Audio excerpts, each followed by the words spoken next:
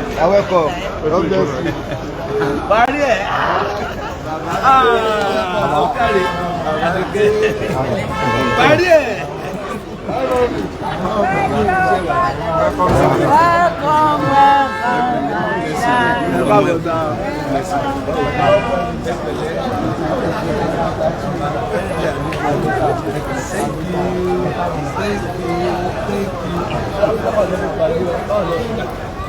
God bless you.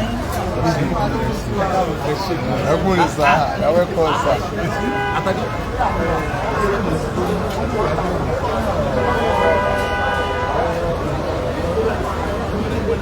Go on, do like that. Yeah.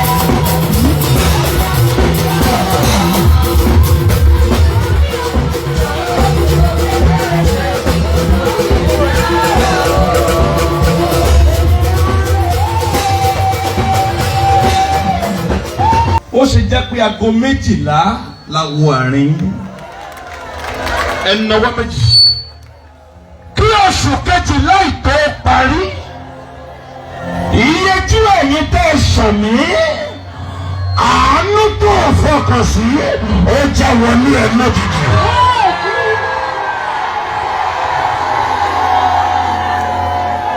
Gbọ́n tí mo sọ ẹ wo time by this is 12 p.m. 12 in the afternoon. I don't care whatever time they have in their own country. Mi kí aago táwọn bá wà. Ṣùgbọ́n nígbà táwa débi 12 lólu yìí, a wà lóṣù kejìlá. Àná tá a kúrò ní UK, àná was 12. Ẹnìkan lè ṣàmì ìrànlọ́wọ́ tó fọkàn sí. Àánú tó ti ẹ̀rẹ́ tí ẹ̀ níbo làwọn 5,000 yìí wà lórúkọ Jésù ọjà wọlé ẹ̀ lójijì. Lọ́wọ́ sọ pé jáwé lé mi wá. Ìrànlọ́wọ́ ìrètí tẹ́lẹ̀. Àánú ìrètí tẹ́lẹ̀.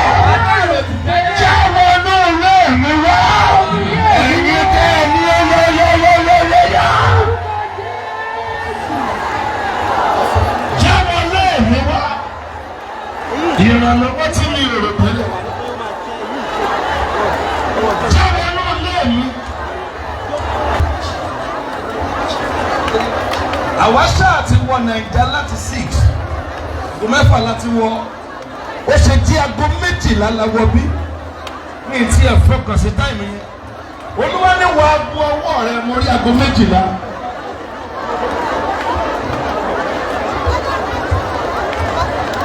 Ẹ ṣàmì kan lámẹ́sì kan Jésù Olúwa wa. Ẹ jẹ́ kí èèyàn méje tún gbà sí ilé ẹ̀kọ́ tó kù yìí. Obediodo mú òró kò tí ẹ̀rọ tì. Ohun tó rò ní pé àtòun àti ìran òun àwọn máa ṣe àdènà. Torí sí àdènà ni wọ́n ṣe. Ayé ò kà wọ́n sí. Ayé ò yẹ wọn sí. Ṣùgbọ́n ọ̀run rántí wọn. Náwó méjèèjì. Ìrètí mi ò retí. Okay, ta ló máa sọ eléyìí? Ẹ̀bùn ọdún agbára tí mi ò retí ẹ̀.